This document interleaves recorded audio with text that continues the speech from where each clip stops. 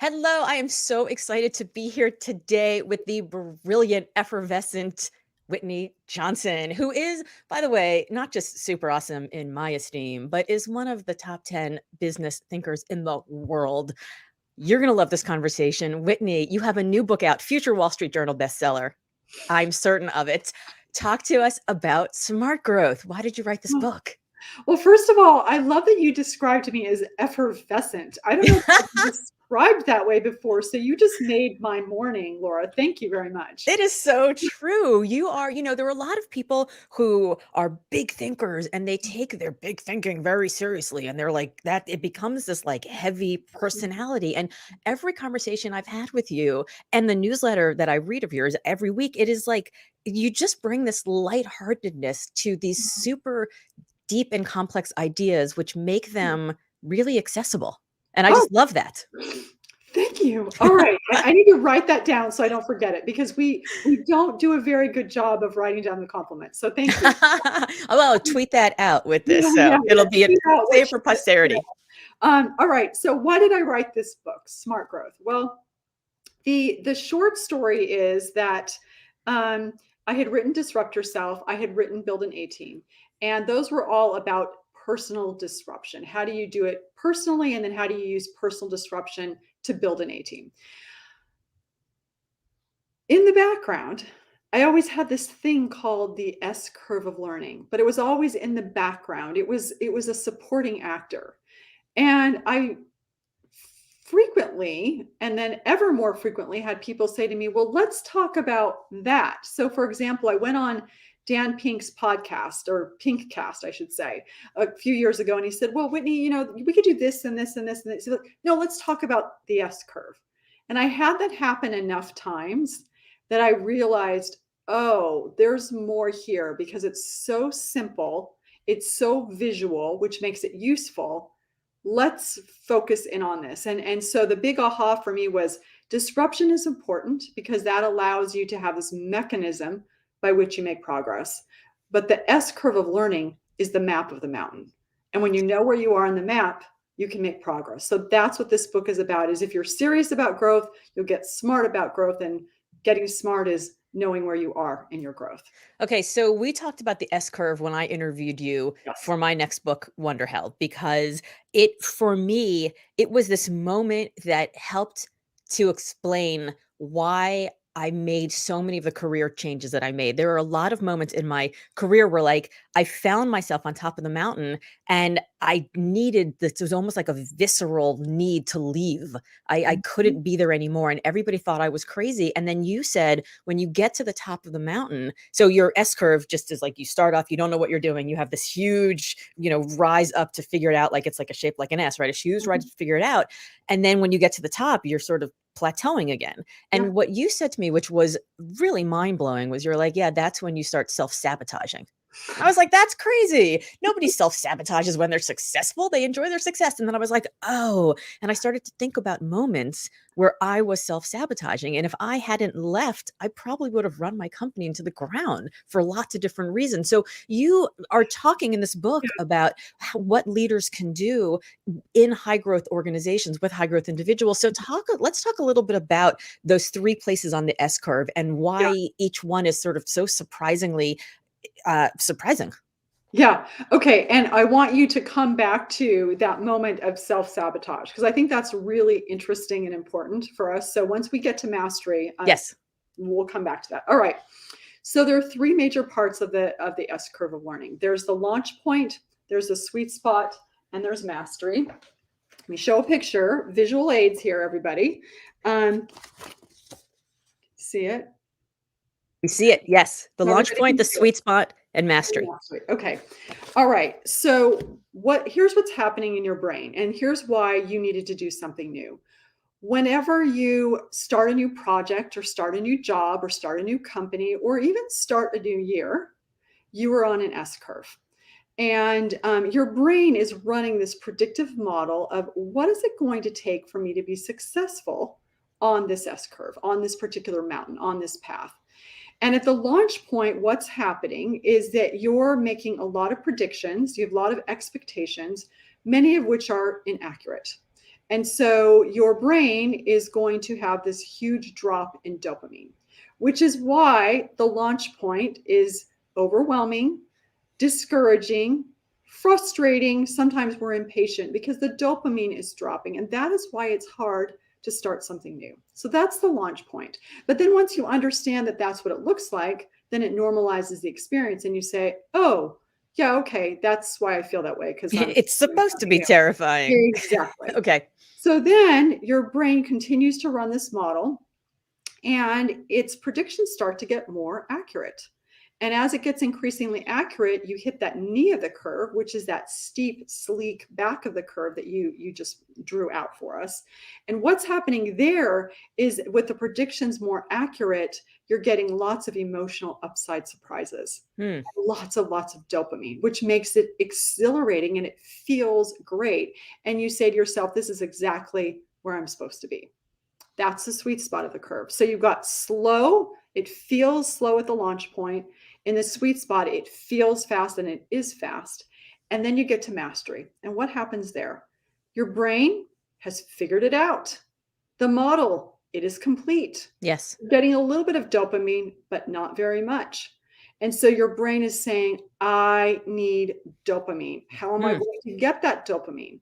I can get that dopamine by jumping to a new curve. I can get that dopamine by figuring out a way for this to be a summit, not the summit. Or I can get that dopamine by self sabotaging because that'll make life interesting. And so what you've now got is you've got the launch point, the sweet spot, the mastery. It feels slow. It is fast. It feels slow. So slow, fast, slow is how you grow. You've got this simple visual model to think about what your growth looks like. And when you understand what it looks like, you increase your capacity to grow because you know where you are on the mountain. So, Okay, so let's go back to that idea of it normalizing it being scary, yeah, right? Normalizing it being terrifying, having anxiety, not knowing what you're doing, imposter syndrome, all the things that we all talk about.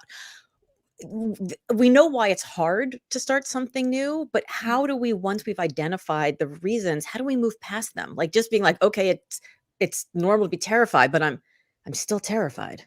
right. Yeah, you're still terrified. Okay. All right.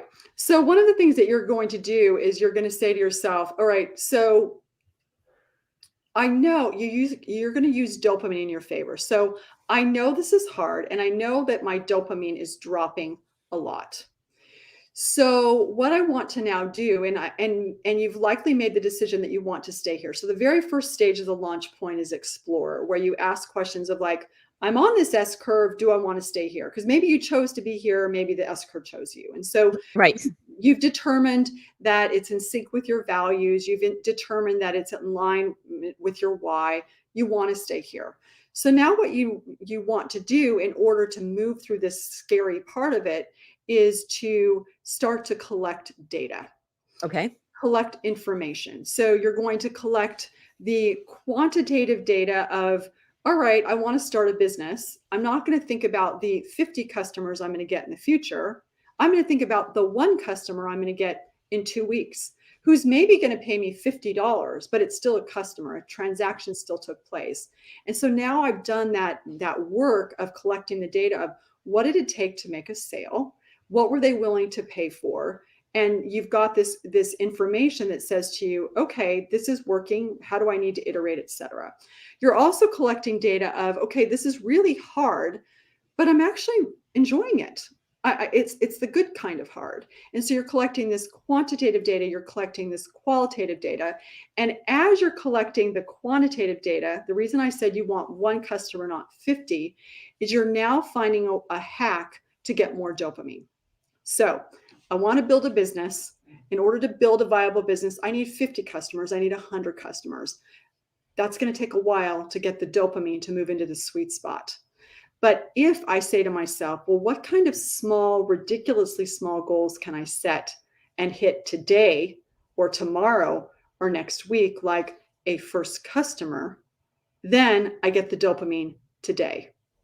And so you want to figure out a way to get dopamine in the very short term. And you do that by setting those small, ridiculously small goals that allow you to get that win, to build that momentum so that you can then, in the broader S curve, start to gain the momentum. All right.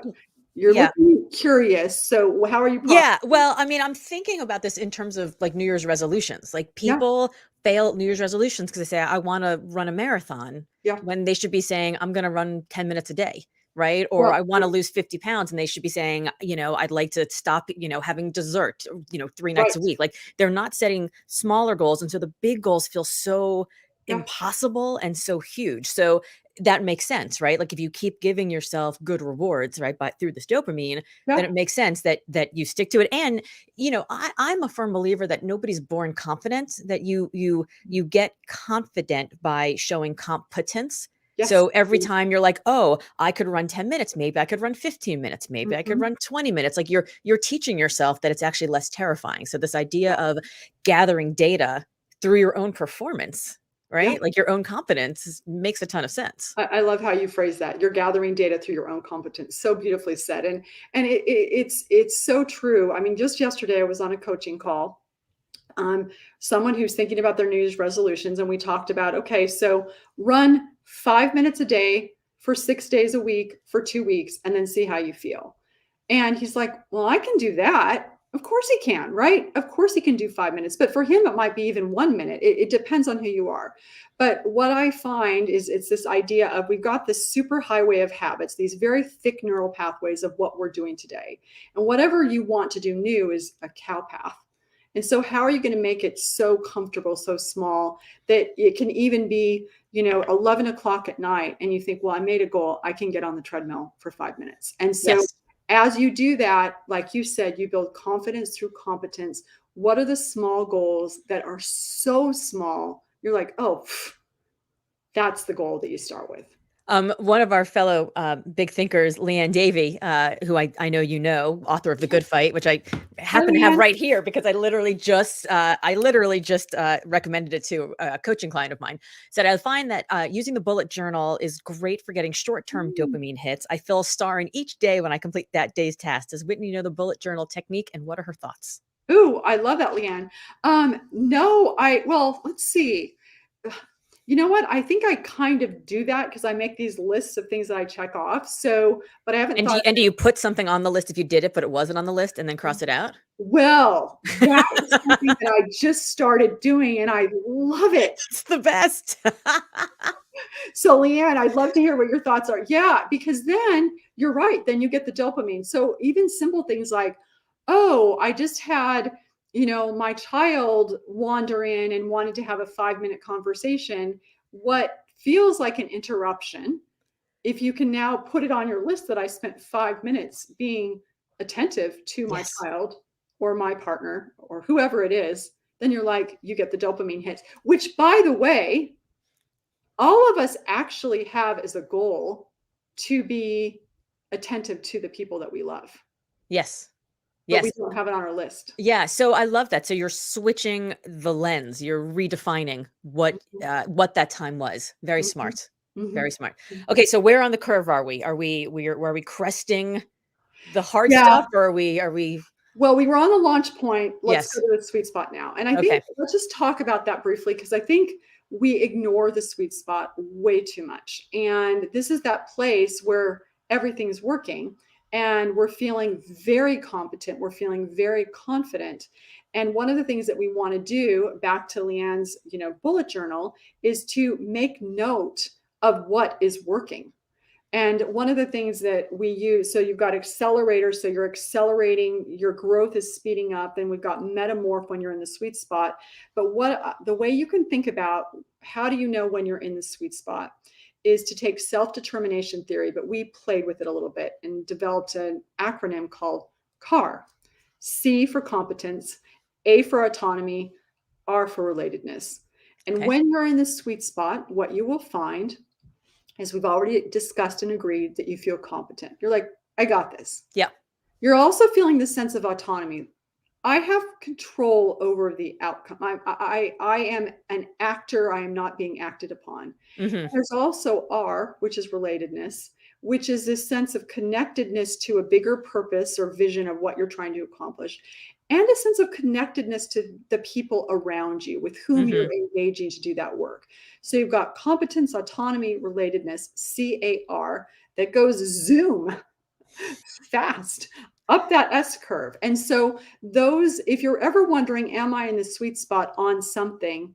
That's something that you can use to ask yourself. And again, it's because you're getting lots of dopamine that is giving you fuel to move up that S curve. Yeah, I love that. I mean, I write about that in Limitless as consonance, this moment when the very best of what you do is being called upon to solve a problem you actually care about, and you're being rewarded for that, solving that problem in a way that is actually meaningful to you, whether it's financial or emotional or karmic.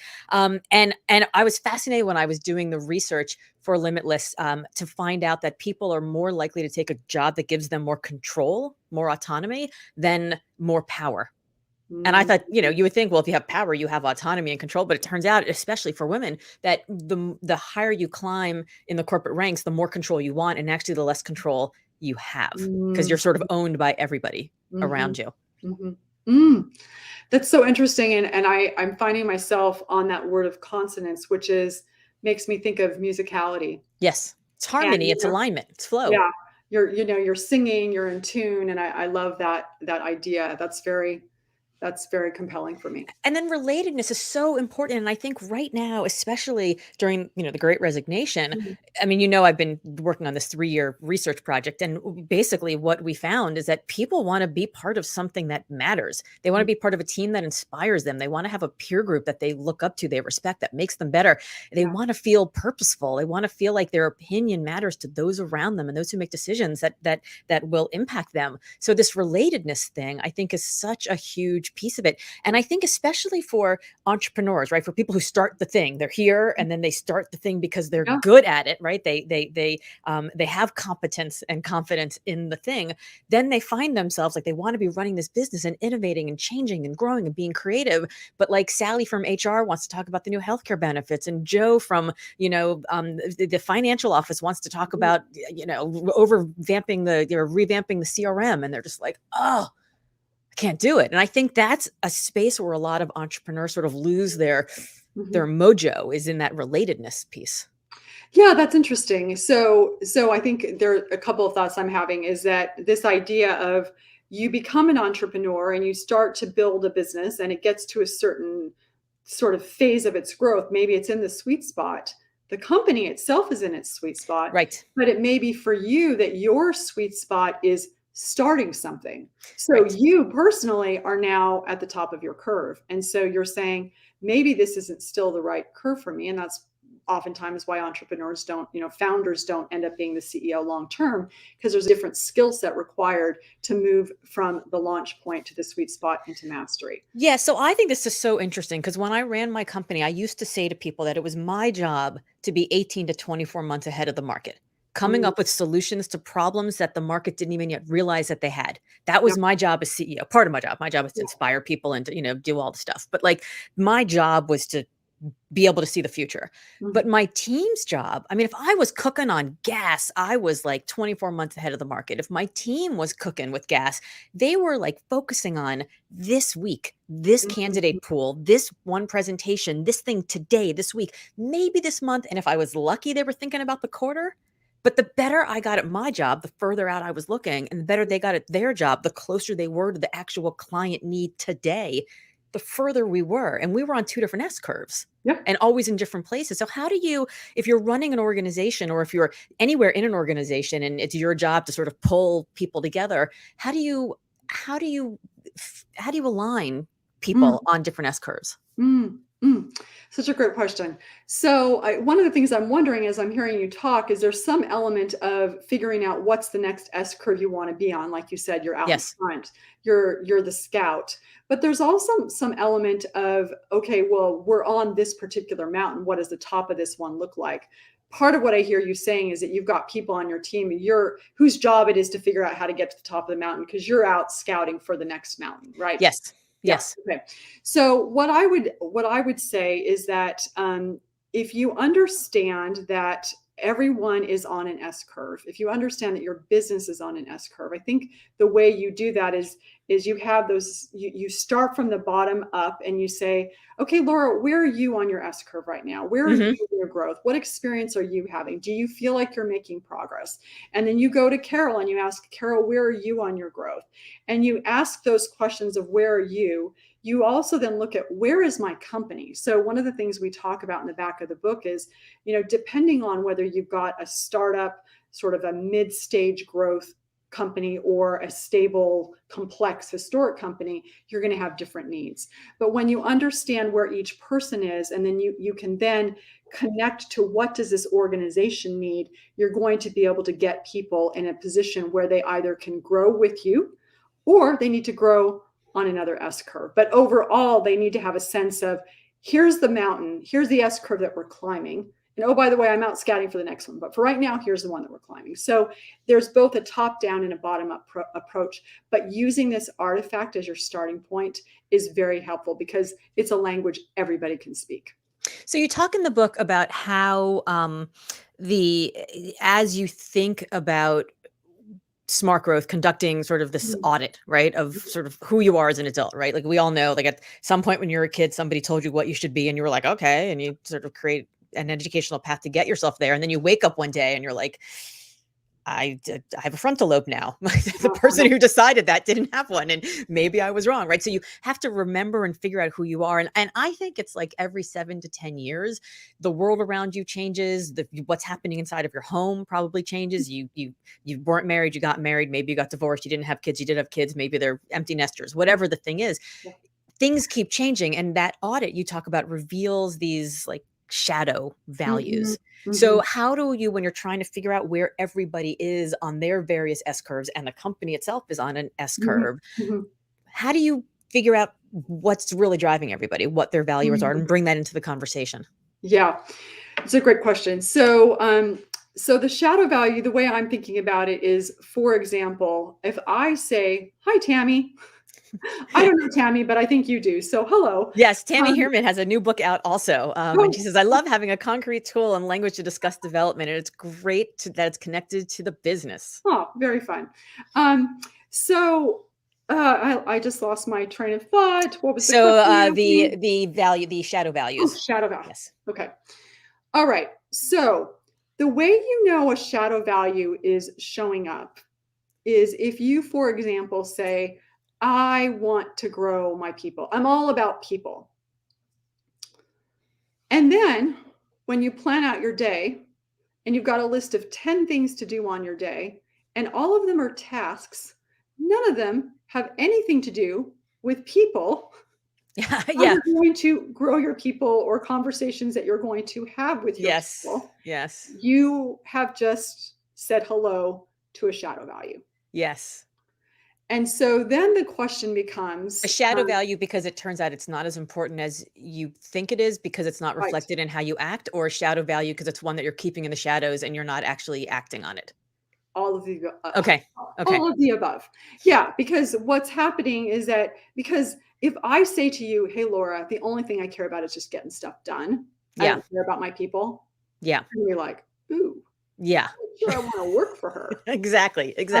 But they say, like, don't tell me what your values are, show me what your calendar looks like, right?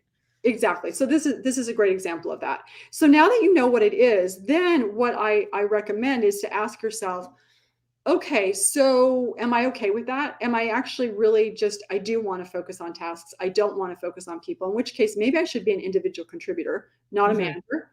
So that's one thing to be aware of, is just understand it may not be a bad thing necessarily. It may just be that you care more about this than you do that. So you want to make sure that aligns. Yeah. The other thing you want to ask yourself is, okay, so what is happening that is making it so that I am caring more about tasks than about people? And I actually suggest you go even a step further and say, at what point in my life did that start to happen? Was I 10? Was I 5? Was I 3? Was I 14? Was I 20? Because then you can start to do some excavation and say, all right, oh, that's why I'm so focused on tasks. Because when I was 5, my parents said, good job. You got an A, you got an A, you got an A. Right. They never said to me, you're being so nice to your classmates. Right. And so you start to be aware of that. And then you say to yourself, okay, so what do I want to do about this? I actually do believe in my heart of hearts that developing my people matters, not only because it will help me grow my company, because you grow your people to grow your company, but also because it's just the right thing to do, to see people as humans, like to end our life having treated other people with humanity, and to be aware of them and see them. that's when a new S curve comes in. Because if I'm not doing it, I can't all of a sudden say, I'm going to spend, 5 hours a day working with my people. You say, all right, I'm going to put one thing on my list today to have a conversation with a person, and it's going to take 5 minutes. So you start building that cow path that allows you to start to align your deepest where you want to be, how you want to be with what you're actually doing, and close that gap and basically bring that shadow out and then talk about it out loud. Say to Yes. your team, hey, shadow value, it's lurking over here. This is actually important to me. So when you see me doing that, can you say something? Yes. And We then I need we can need the start, dopamine hit. right, Well, right. like, Give me the dopamine hit. it's also Agreed. interesting to think like, well, if our company needs to be here, which means I need to invest more in my people, but I don't like investing in my people, Yeah. then either we need to reassess where our company's goals are and if we're going to actually get there, because we're Mhm. clearly not, if that's what I hate Right. doing, or we need to bring somebody in who could be the Exactly. one who's like the bridge between me and the people, right? Which is what Exactly. I ended up doing, because I'm a terrible manager. I'm a great leader. I love inspiring and being in people's sidecar and cheering them on and shining the sun on them, but like daily quality assurance and like editing people's stuff and helping them go like inch by inch by inch to get to where they Mhm. need to get to, shoot me in the head. Like, that's not my job, right? But Yeah. everybody has their own skill set of what they love to do. And Mhm. I love this idea of like actually putting it out into the world and saying it out loud, because that's their accountability. Laura Koretsky has a question. What strategies do you recommend for staying agile in a world of such uncertainty, like the one we're currently living in, where things change daily? Yeah.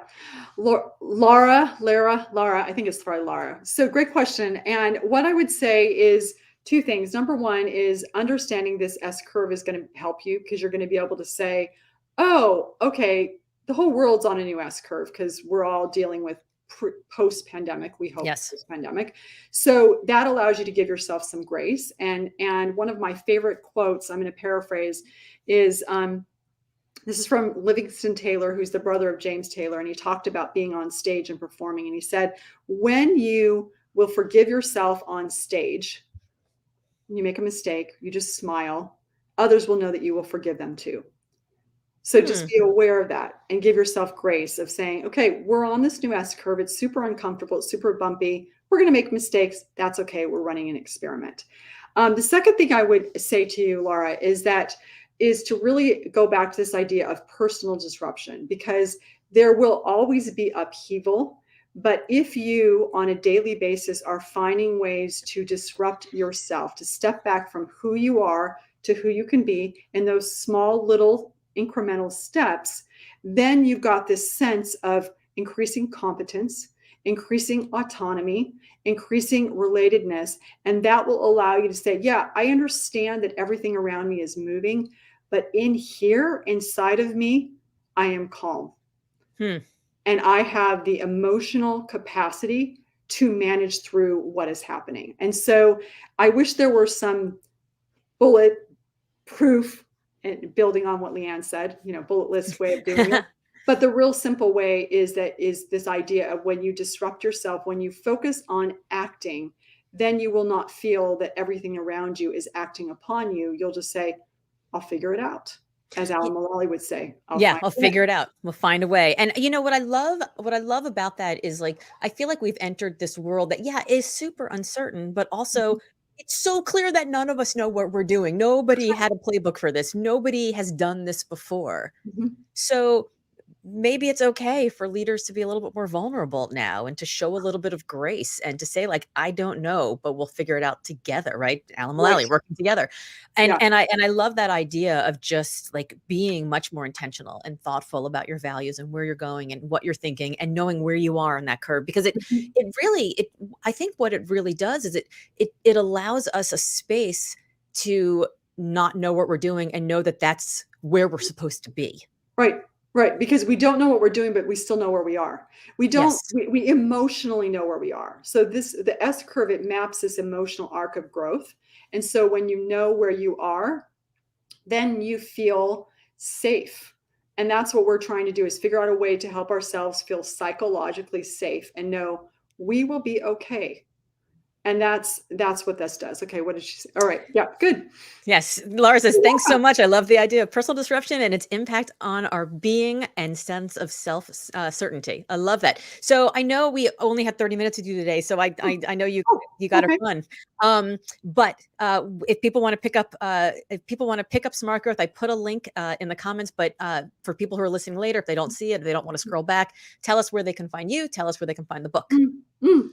Okay, well, so first of all, you can go on to Amazon or any local bookseller and buy Smart Growth, How to Grow Your People to Grow Your Company. And then the other easy way is I have a podcast and you can go listen to that podcast. Just go to whitneyjohnson.com.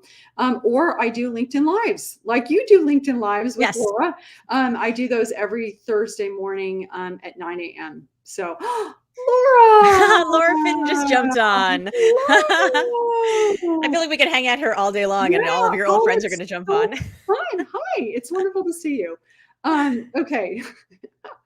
All right. Well, okay. Yeah. So that's what you can do. And thank you for having me. I tell you this every time I talk to you. You're such a brilliant conversationalist. It's Oh, always a thank you. delight. Thank you. Well, I am a former headhunter who was a current Jewish mother, so I come by the questions naturally.